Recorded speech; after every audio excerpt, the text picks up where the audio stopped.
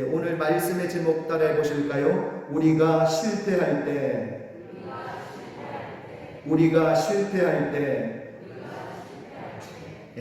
자, 요즘 새벽 기도회 때 여호수아 말씀을 함께 나누고 있는데요. 여리고성을 정복한 이스라엘의 이야기가 나옵니다. 하나님이 은혜로 주시겠다고 약속한 여리고, 이스라엘 백성들은 순종으로 그 여리고성을 정복을 하게 됐죠. 백성들은 하루에 한 번 성을 돌고 마지막 7일째는 7번 돈 것밖에 없는데, 하나님은 백성들의 작은 순종을 큰 기적으로 바꾸어 주셨습니다. 언제나 우리가 순종하면 하나님이 일하시는 줄 믿습니다.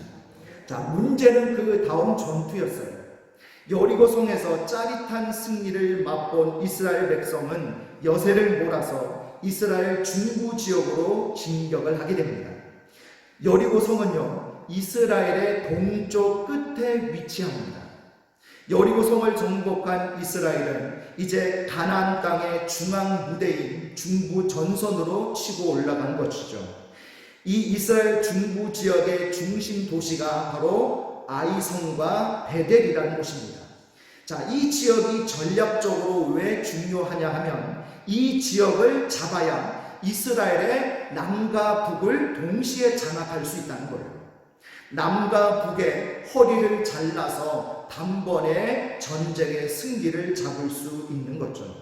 자, 더군다나 이 지역은 과거 아브라함이 하나님의 부르심을 받고 내려온 곳이고, 또 야곱이 하란을 가기 위해 돌베개를 베고 잤던 곳입니다. 조상들의 숨결이 살아있는 땅. 그래서 이 아이성과 베델은 이스라엘 백성에게 놓칠 수 없는 중요한 땅이었죠. 자, 그런데 웬일입니까? 이곳에서 이스라엘은 크게 패배하게 됩니다. 우리 여호수아 7장 4절과 5절을 같이 읽겠습니다. 시작. 백성 중 3,000명 중 그리로 올라갔다가 아이 사람 앞에서 도망하니, 아이 사람이 그들을 36명 중 쳐 죽이고 성문 앞에서부터 스바림까지 쫓아가 내려가는 비탈에서 쳤으므로 백성의 마음이 녹아 물같이 된지라. 자, 어떻게 된 것입니까? 그렇게 강한 여리고성도 이긴 이스라엘 백성들이 그보다 훨씬 작은 아이성에서 참패를 하다니, 그나마 36명이나 죽고 백성들은 비탈길에서 추풍 낙엽처럼 쓰러지다니, 아니 어제까지 여리고성을 정복한 백성들이 아닙니까? 그렇게 강력한 여리고성도 와르르 무너뜨렸는데 왜 작은 성 아이에서는 비참하게 패배한 것일까요? 자, 그리스도인의 삶에는 언제나 세 가지 승리의 법칙이 있습니다. 자, 우리는 항상 이기게 되어 있다. 이것이 첫 번째 승리의 원리입니다. 그런데 항상 이기지 않는다. 이것이 우리의 현실이에요. 그리고 세 번째는 패배를 통해서도 우리는 승리를 배울 수 있다. 이것이 해법입니다. 승리의 원인은 항상 하나님께 있고 실패의 원인은 항상 우리에게 있어요. 문은 항상 열려 있지만 열리지 않을 때도 있습니다. 그렇다면 안 열리는 이유를 알아야 다시 열리는 거죠. 실패가 있는 것은 다시 열기 위해서 우리가 배우는 과정입니다. 자신의 실패의 원인을 우리가 직시하는 것은 물론 뼈아픈 일이죠. 그러나 지금 실패를 직시하지 않으면 앞으로 더 큰 실패가 올 수도 있습니다. 언제나 우리가 실수하는 것은 실패 후에 그 실패를 직면하지 않는다는 거예요. 지금 작게 아픈 것이 나중에 크게 아픈 것보다 차라리 나은데, 작은 아픔을 견뎌내지 못해서 더 큰 아픔을 당하게 되는 겁니다. 실패의 문제는 실패 자체가 아니라 그 실패를 반복하지 않는 것입니다.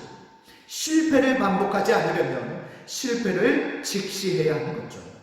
왜 내가 실패했는지 실패의 원인을 규명하고 그 앞에 우리가 진실하게 서야 하는 것입니다. 어떤 청년이 실연을 당하고 홧김에 다른 여자와 결혼을 했습니다. 그 결과 그 결혼 생활이, 가정 생활이 행복했겠습니까? 더 불행해지게 된 거죠. 더 나쁜 결과를 가져오게 된 거죠. 실연 후에 자신을 돌아보지 않았기 때문입니다. 결혼은 홧김에 하는 것이 아닙니다. 어떤 사람이 사업에 실패하고 오기로 다른 사업에 뛰어들었습니다. 그런데 결국 몽땅 망하고 말았죠. 실패 후에 자신의 실패를 돌아보지 않았기 때문입니다. 사업도 오기로 달려든 것이 아니죠. 일본에 마스시타 전기회사라는 업체가 있습니다. 이 회사의 창업자가 마스시타 고노스케라는 사람인데 일본의 아주 전설적인 그런 대표적인 기업가로서 손꼽혔던 사람이에요. 자, 그는 오늘날 그 유명한 잡쉐어링의 선구자로 꼽히는데 1929년 대공황이 일어났을 때 직원 한 사람도 줄이지 않고 회사를 살렸던 그런 사람입니다. 그가 책을 한 권 썼는데 일본 경영의 예술이라는 책을 썼습니다. 그 책에서 그는 자신의 성공 비결을 3가지로 이야기하고 있습니다.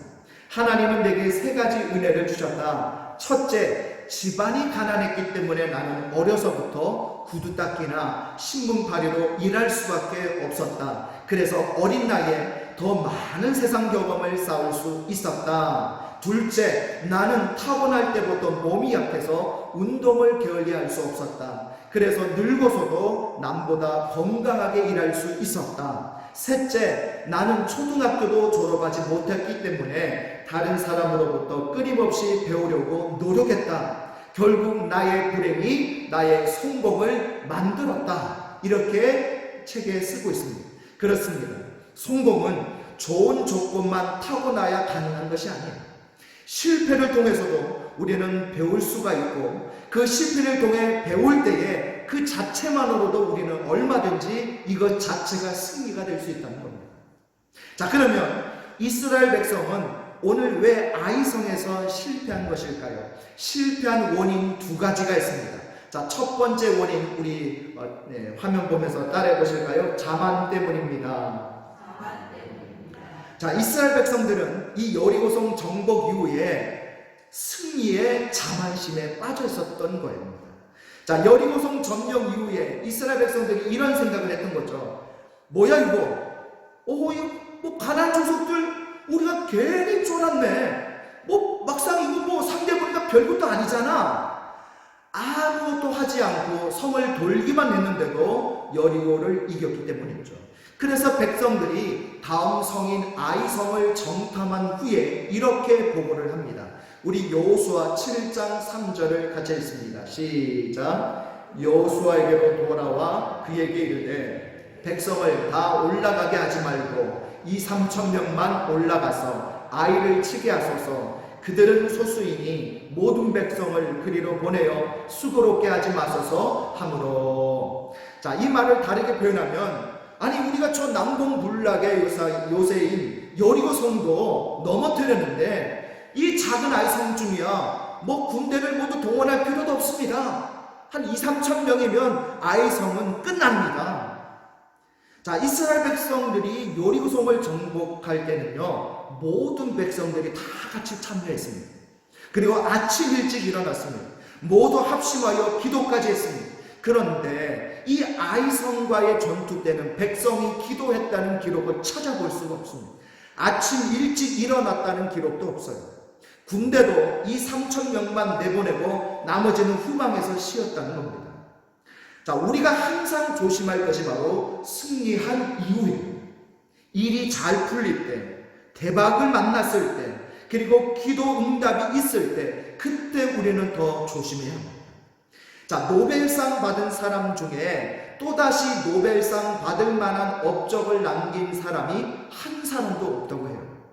자, 왜 그렇겠습니까? 이미 노벨상 받았기 때문에 또 다른 목표가 필요 없어졌기 때문이죠. 항상 우리가 조심할 것은 승리한 이후예요. 자, 그래서 고린도전서 10장 12절에 보면 그런즉 선줄로 생각하는 자는 넘어질까 조심하라 라고 했습니다. 여러분, 호랑이도 토끼를 잡을 때 어떻게 잡는지 아시죠? 어떻게 잡아요? 2손으로 잡는다라는 여러분 말을 아십니까? 여러분, 호랑이도 토끼 잡을 때 한 손으로 잡지 않고 2손으로 잡는다라고 합니다. 무엇을 조금 했다고 자만하지 말아야 됩니다. 쉬지 말고 우리는 하나님 앞에 달려가야 할 줄로 믿습니다.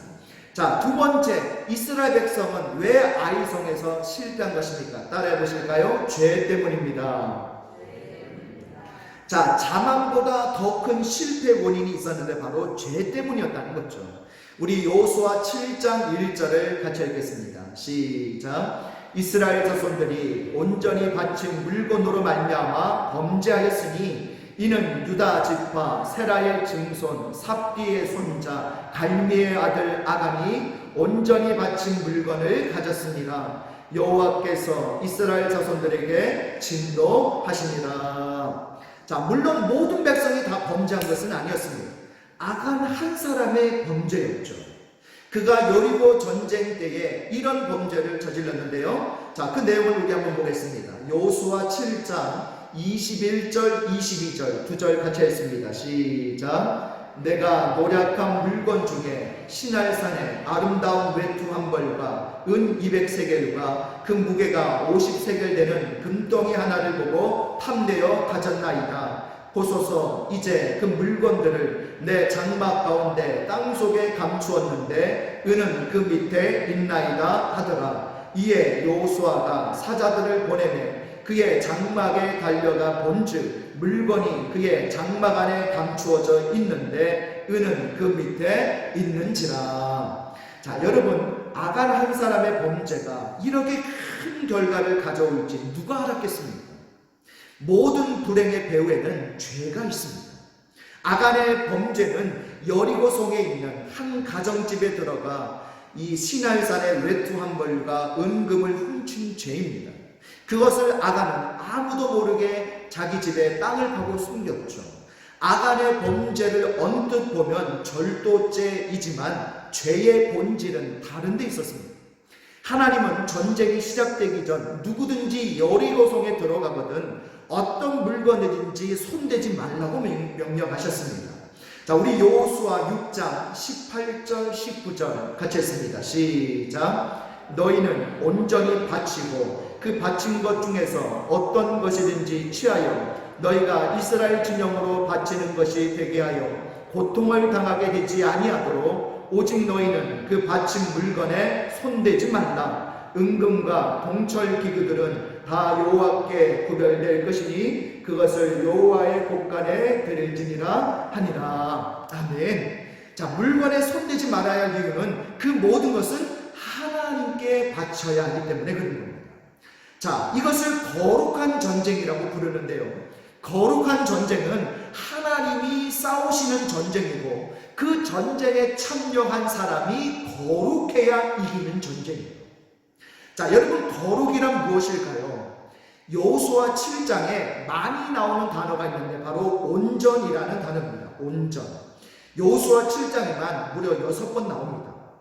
자, 이 온전이라는 단어를 히브리어로 하면 뭐라고 하냐면 타밈이라고 합니다. 타밈. 이 타밈이라는 말의 뜻이 뭐냐면 깨끗하다, 정결하다라는 뜻이에요. 자, 우리가 보통 사람들이 사물을 구분할 때 좋은 것이냐 나쁜 것이냐를 묻습니다. 자, 독일 사람들은요 실용적이냐 실용적이 아니냐를 묻는다고 해요. 프랑스 사람들은 아름다운 것이냐 아름답지 않는 것이냐라고 묻는다고 합니다. 그렇다면 우리나라 사람들은 어떻게 물을까요? 그렇죠. 이거 공짜냐 공짜가 아니냐 이렇게 묻는다는 겁니다. 자, 그런데 이스라엘 사람들은 뭐라고 묻는지 아십니까? 이것이 정결한 것이냐 부정한 것이냐고 묻는다는 겁니다. 이 정결한 것이 타밈, 거룩이죠. 거룩은 세상과 구별되는 것입니다. 깨끗한 것입니다. 자, 성경의 하나님은 모든 사람들을 다 사용하십니다.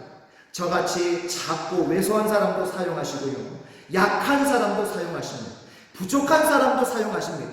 남녀노소 빈부 귀천 없이 누구나 사용하십니다. 그러나 악인은 사용하지 않습니다. 그릇으로 말하면 악인은 더러운 그릇이죠. 작은 그릇이든 큰 그릇이든 다 사용할 수 있으나 더러운 그릇은 사용할 수가 없어요.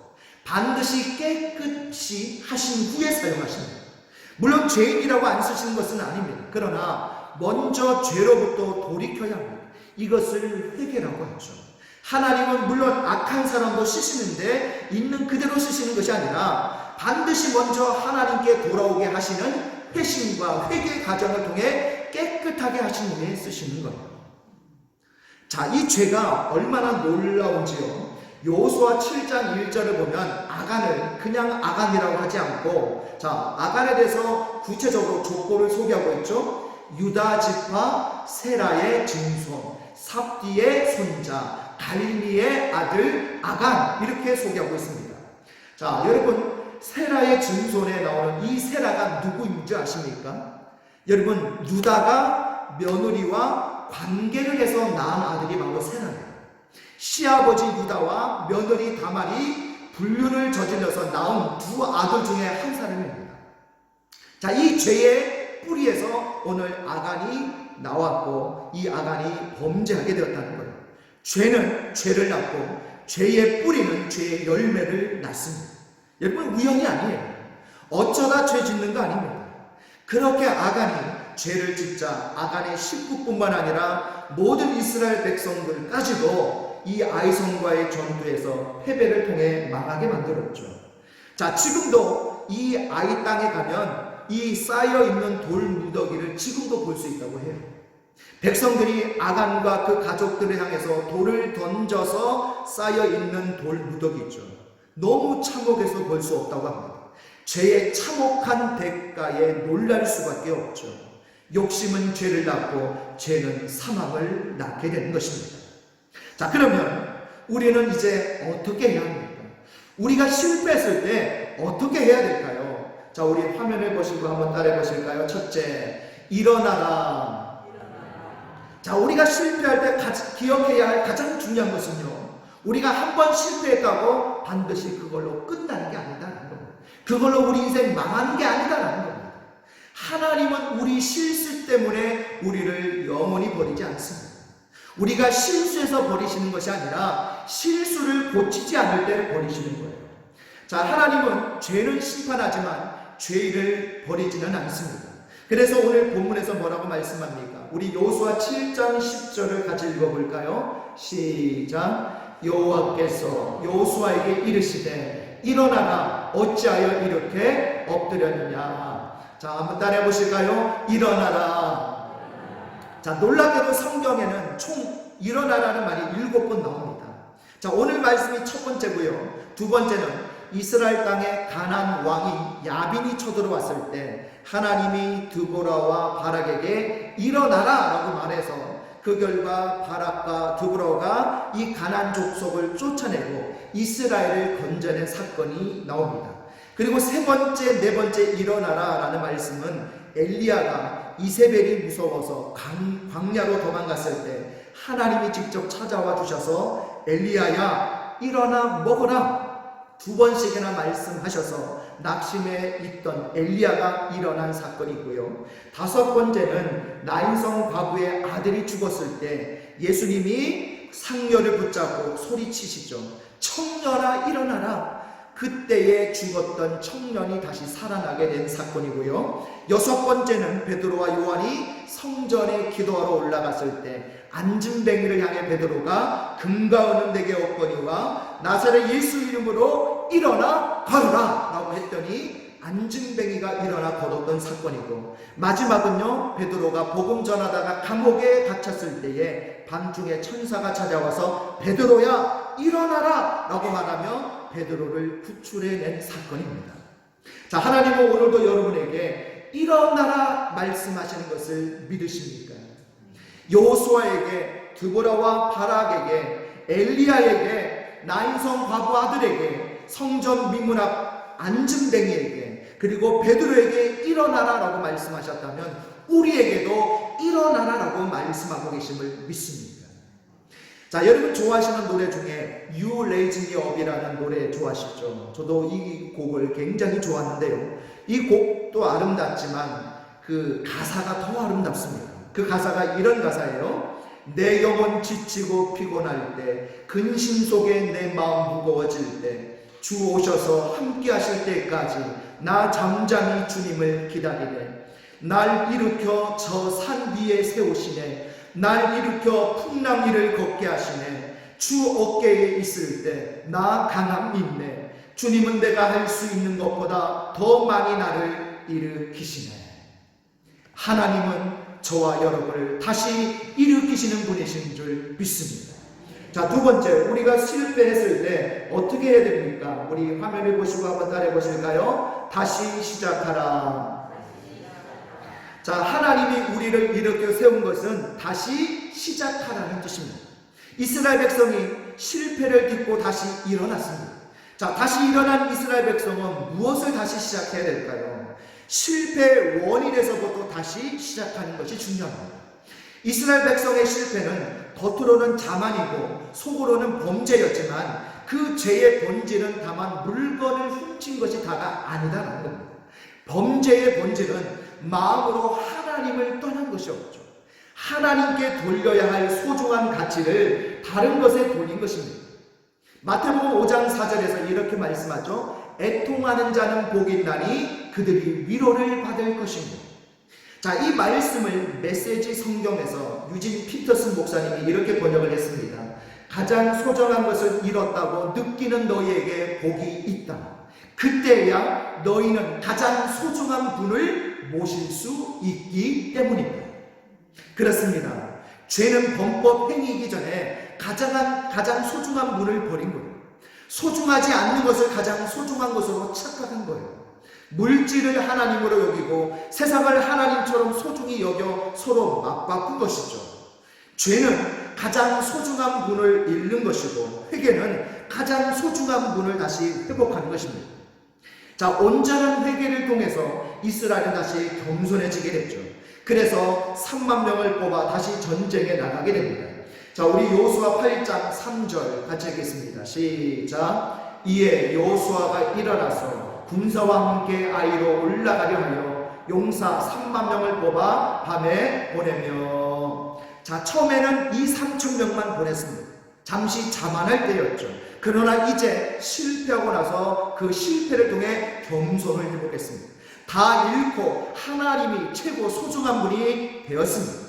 실패와 잃는 것은 당장은 내게는 아픔이고 손해지만 그 실패를 통해서 우리가 무언가를 배우게 된다면, 무엇이 진정한 소중한 것인지를 알게 된다면 그 실패는 우리에게 반드시 필요하다는 겁니다.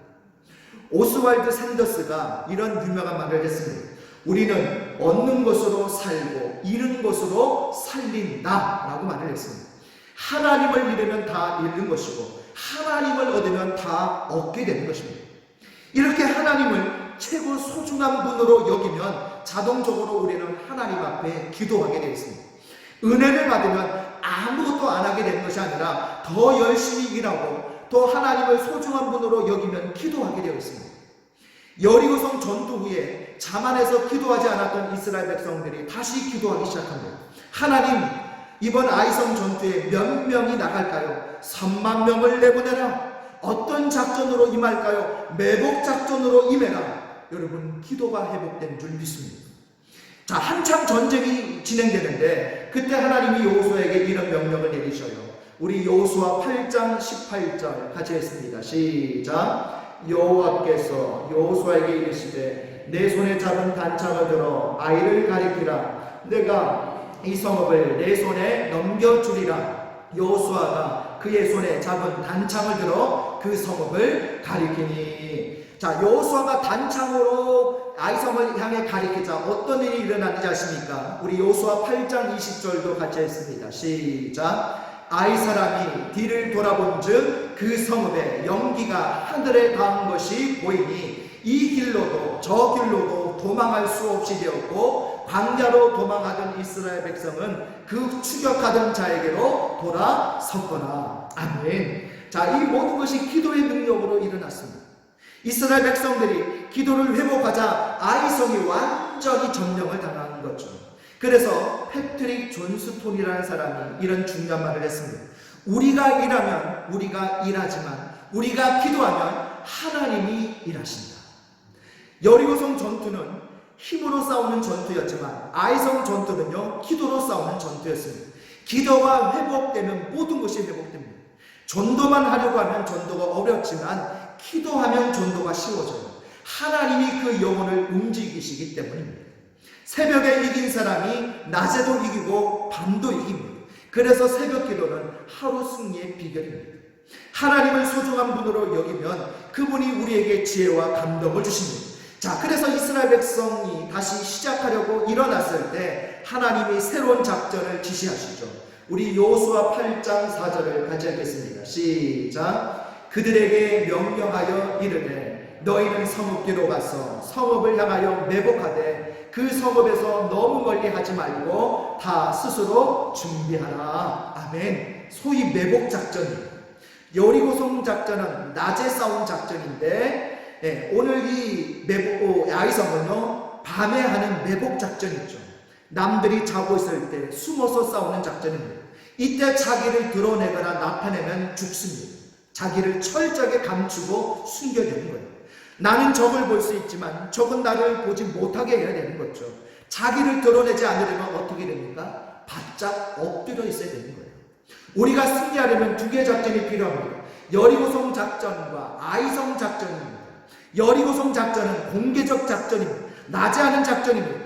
아이성 작전은요 숨어서 하는 작전이고 밤에 하는 작전이에요.